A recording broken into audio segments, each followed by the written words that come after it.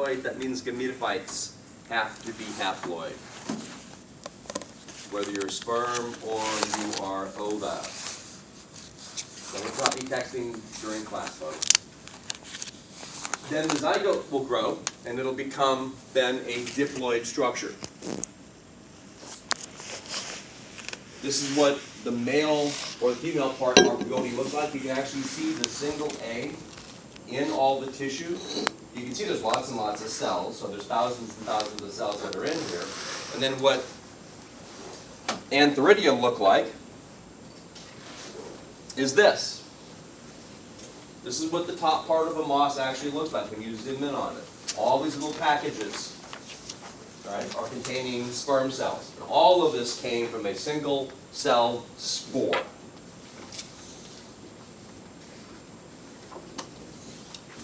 All right, now we got to change a little bit. Now we're going to do the ferns.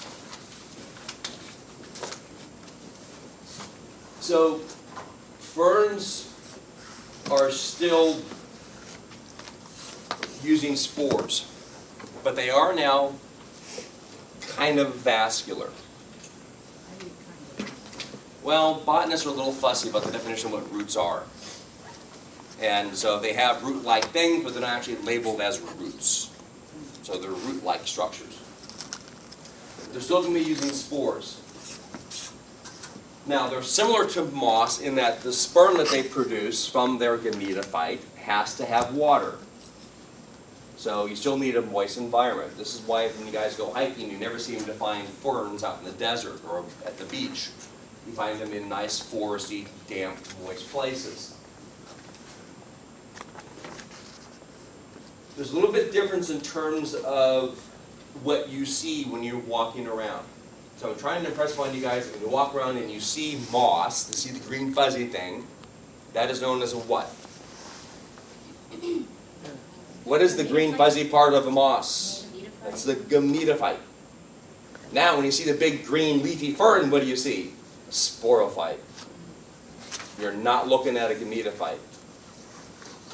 So when you're chopping down ferns, you're chopping down sporophytes. When you're chopping moss off your root, you're chopping gametophytes. So then the question then is, what in the hell happened to the gametophyte? Where did it go?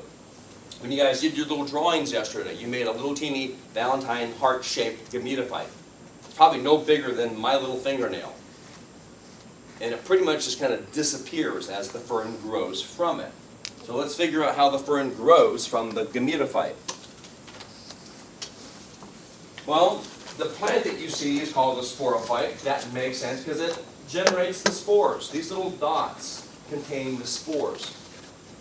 And you can actually identify what species of fern it is based upon the pattern and shape of these little spore-containing devices. We're going to see how they work in the next video. So they're going to release their spores, just like mosses do. So these are single-celled, haploid little things. They're going to land on the ground where it's nice and moist. They're going to grow into a gametophyte structure. All right, mosses do the same thing. But remember in mosses you had a male and female gametophyte plant. Here you have one structure that has both sexes on it. Yeah, it's heart-shaped, right? But when you look at where you find what, and pay attention to diagrams because they're trying to tell you a little more than you're probably realizing. They're saying that this part near the notch, right, is where you get the female gametophalangia part. The tail part, where all the little root-looking like things are, right, is where you find the male contribution, where you find the sperm-producing sections. So you're going to get sperm to come off of this region, and one or two things will happen. It'll either fertilize a different gamete, not the same one that it came from.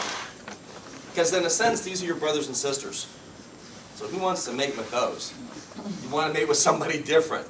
Right? Now it is possible for one of the sperm to come over here and fertilize one of these. But actually it has a way of preventing that. So the sperm from here will go fertilize a different female portion of a gamete. The sperm come in, just like it does in moss. You have a sperm cell coming down. It's going to fertilize, and then we're going to begin to grow our structure, our sporophyte, just like in mosses. So this could be a moss plant, and there's your sporophyte. But the difference is As this continues to grow, it gets bigger and bigger, and pretty soon the gametophyte just disappears. That's why when you read down here it says independent of gametophyte, meaning there is no gametophyte to give it nutrients, to protect it, and to love it. It is a fully formed plant all by itself, and there is no longer any gametophyte at all. When you guys looked at moss, don't forget, the sporophyte was like a umbrella from an umbrella drink. It was sticking off of the top of the gametophyte. You can see both. This is giving nutrients to that. Well, the gametophyte is only giving nutrients for the first couple of weeks of development. Then it starts to create root-like structures. Now it can be on its own. It's independent. That makes sense? All right, so you got to think about one. When the sperm goes to like fertilize the egg, is it just one egg that gets fertilized, or in that same? No, so in every little single base-like archegonian, you're going to have one egg in each. Okay. Yeah, if you got 2 sperm cells in there, it wouldn't work anyways. So we still have a single sperm going to a single egg in each structure. All right, I'm stressing it because we're going to really screw that up with flowers. Right? It's a single sperm to a single egg. Then we get a zygote to come. So far, what word have I not used? Seeds. Right? We're not talking about seeds. These are spores. So you could have. Like, Hello. Hi. It says hello right there. And your shirt. Oh, Jesus. Okay, so you could have like 5 sporophytes out of the same gametophyte, depending on how many. Yeah, you can. Yep. So you can actually look at, there's 1, 2, 3. We got 2 right there. So the brown part's representing the gametophyte. No, the brown part is a rhizoid, a root-like structure. Okay. So right now, the gametophyte has had a funeral, and the family's mourning. Or it's like teenagers leaving home for the first time. Yay, we're away from mom and dad. All right? So let's see how this works. You're going to hear a bunch of words that you do not need to be responsible for. This is a video that I had to memorize almost when I took a evolution of plant course as a graduate student. So we'll pause it when the parts you need to know, and then just realize, okay, we haven't talked about this, don't worry about it. And don't forget, this video is also in the PowerPoint for you guys to watch as well when you want to look at it over and over again.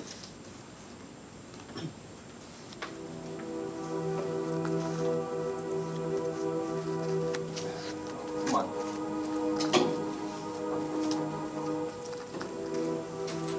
See, I love Windows 10. I'm trying to skip the first minute and 10 seconds. Because this part's boring. God almighty. Alright, let's get to right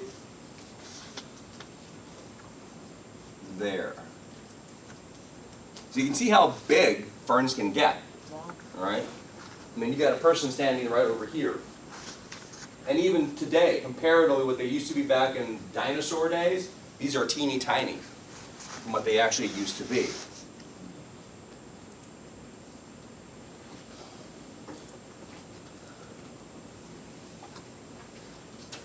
There are as many as 12,000 species of ferns throughout the world. Some are the size of your fingernail, while others are as tall as a tree. It's a little softer than I want volume-wise. Give me a quick second. Come on, will you please escape? All right, whoever works for Windows needs to do a better job. I really should say Microsoft. All right. Let's try that again, a little more volume.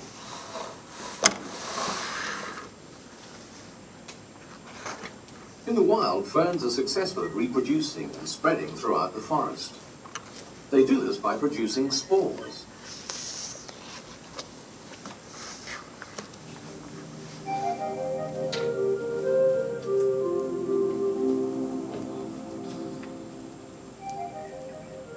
The familiar fern is known as a sporophyte.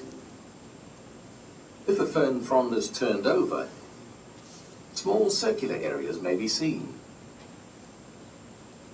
Each of these areas is called a sorus. In some ferns, the sorus is unprotected. So that whole big thing you're looking at, cluster of little green things, is a sorus. And each little green thing will contain spores. In many others, it is covered by a cap, supported by a central stalk. This protective covering is called an indusium. Don't worry about that. In some ferns, this covering is cup-shaped. The sorus itself contains numerous sac-like structures. Each of these is called a sporangium. The outer wall of the sporangium consists of a layer of protective jacket cells. As the sporangium matures, a row of jacket cells enlarge to form a band known as the annulus. Don't worry about it. The outer wall of each annular cell is very thin and delicate.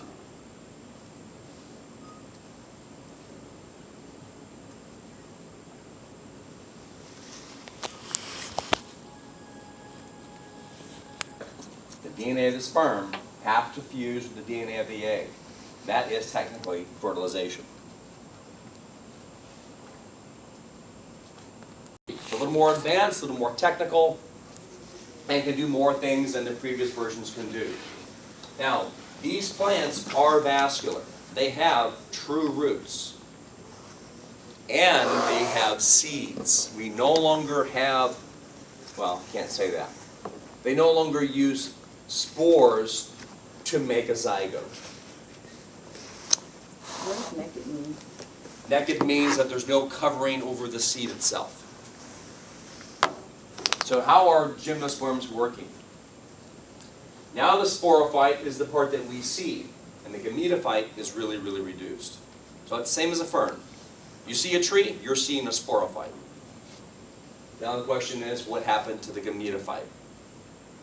Well, gametophytes are held in cones.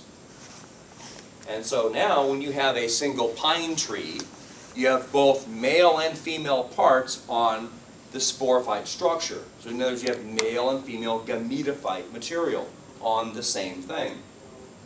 You have male cones that are going to produce pollen.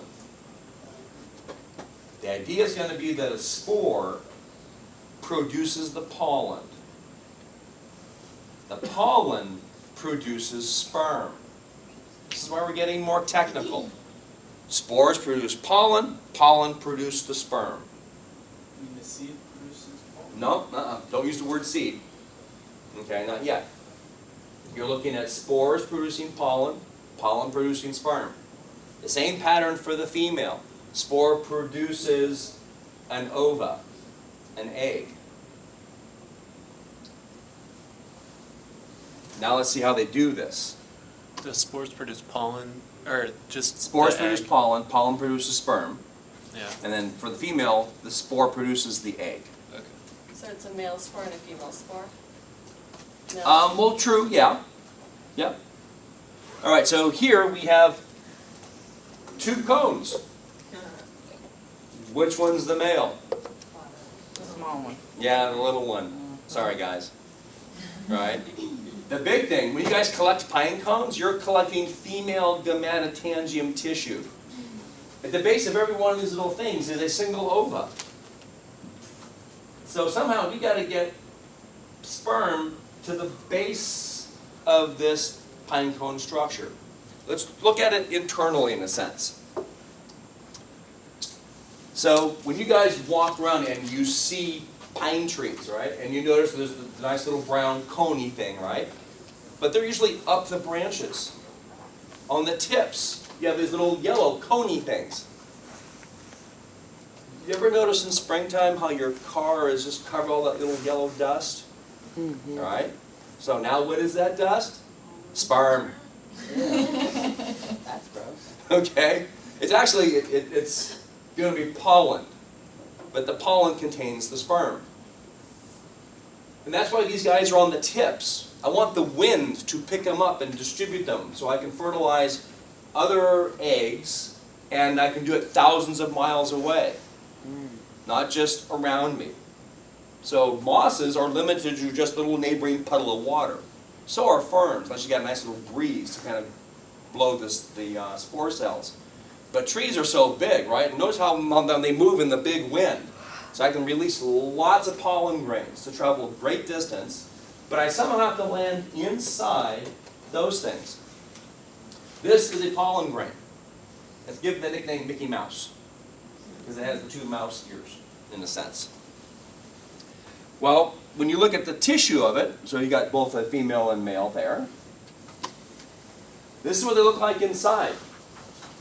There is my ova. The pollen grain has to get up in to there. Now, a lot of pine cones are nicely tightly closed. There are some species of pine trees that need forest fires to open up the cone. No forest fire, no reproduction. So we can't stop every single forest fire. I mean, some need to let them run their course. That's nature's way of getting the next generation out and kind of thinning the herd in terms of who's down below and what access to sunlight we get. But all of this, right, is going to be pollen tissue.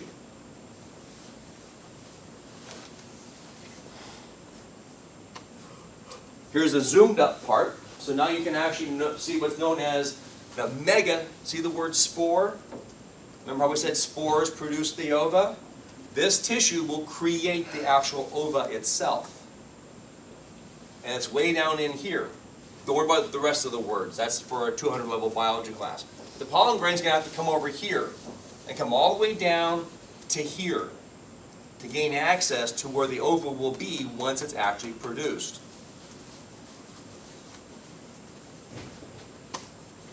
So how do they do it? So now I know that when I see a tree, I'm seeing the sporophyte. The tips of my branches will contain my gametophyte structures, the female cone and the male cone.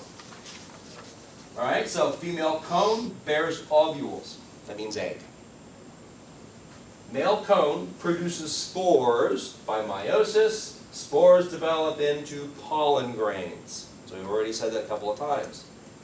Now, pollen grains are haploid. And the ova has to be haploid. You're now going to release the pollen from the male cone. The wind will carry it to the female cone, where there is tissue at the base of our little cone. When the pollen grain gets here, the haploid spore cells in the ovule develop into a female gametophyte, which makes the egg. Now you have the male gametophyte pollen grows a tube. So the pollen grain grows a tube to reach the egg, right? I need a tube to reach the egg. And it releases sperm. So now we have the male spore becoming pollen. The pollen produces sperm cells. Then you're going to fertilize the ova. Well, now what you have is a little baby pine tree.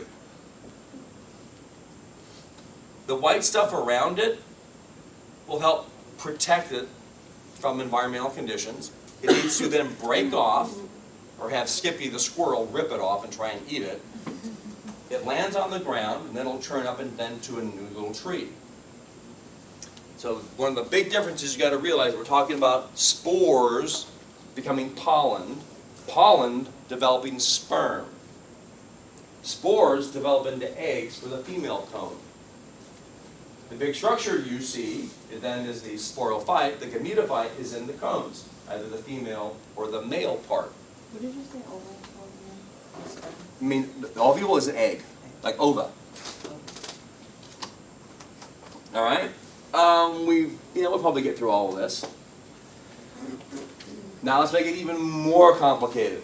Like, holy crap. Angiosperms, they're vascular. Oh, the other little word we need to, we'll get that in a second. These plants are vascular, and they will have seeds. Let's back up to the gymnosperms, or gymno meant naked. So gymnosperms have seeds, but they're naked seeds, they're not protected. Angiosperms have seeds, but they're protected, they're covered.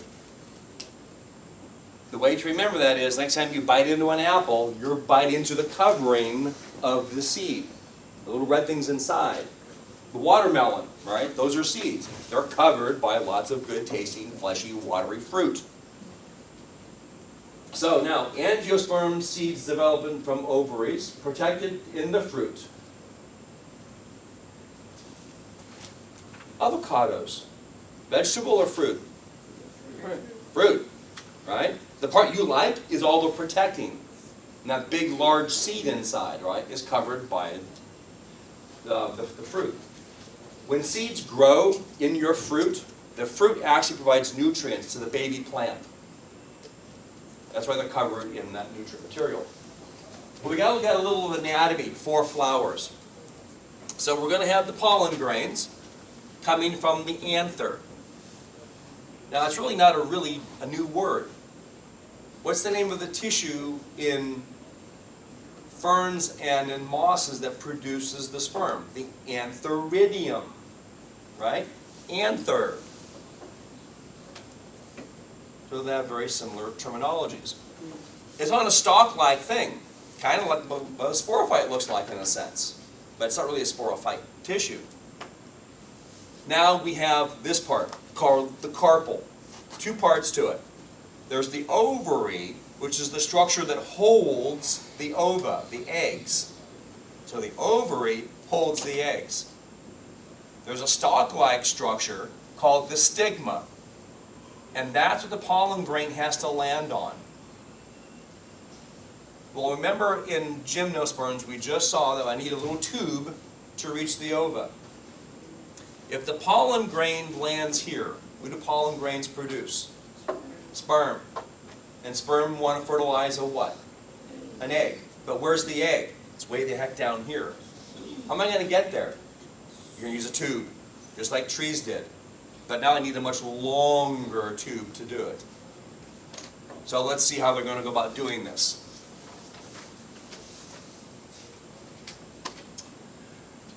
All right, we will look at we'll do the diagram really fast, but I want you to watch the video.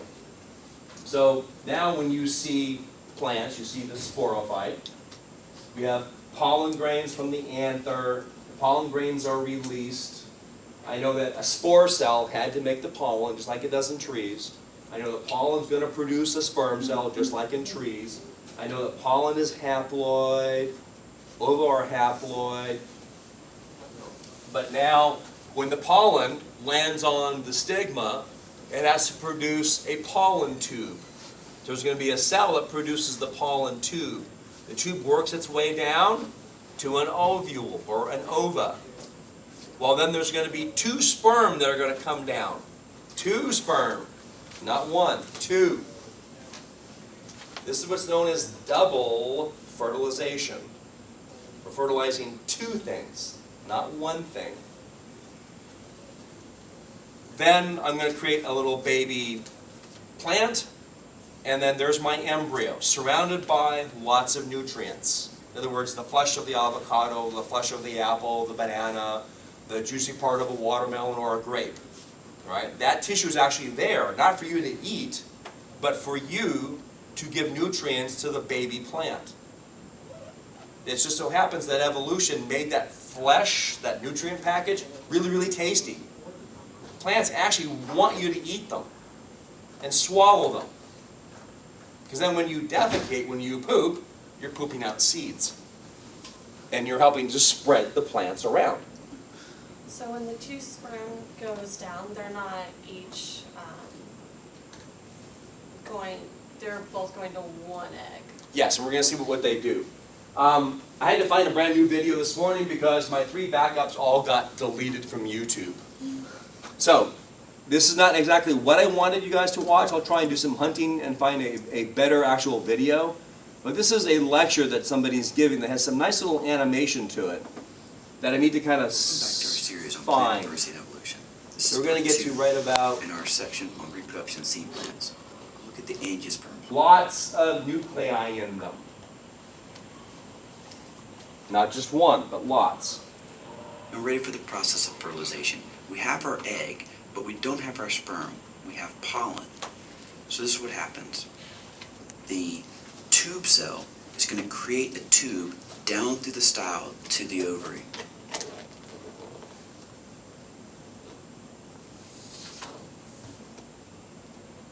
Then the generative cell is going to generate 2 sperm that travel down the tube.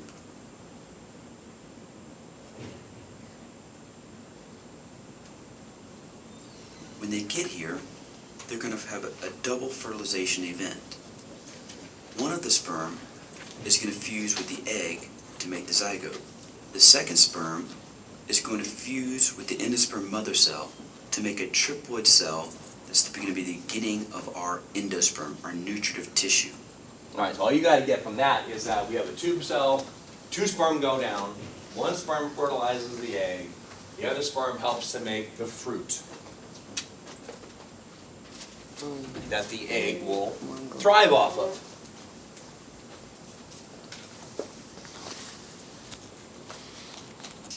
If you can, cut a peanut right in half. You see a little bit of a knobby thing down at the base? That's the baby plant. And the peanut that you like is actually what's called endosperm. I see the word sperm in there. All right? What it really means is this is the tissue that the developing zygote will use to grow from.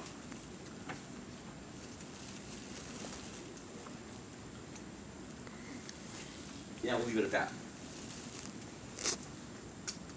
Type of coffee where you want the coyote to eat the coffee.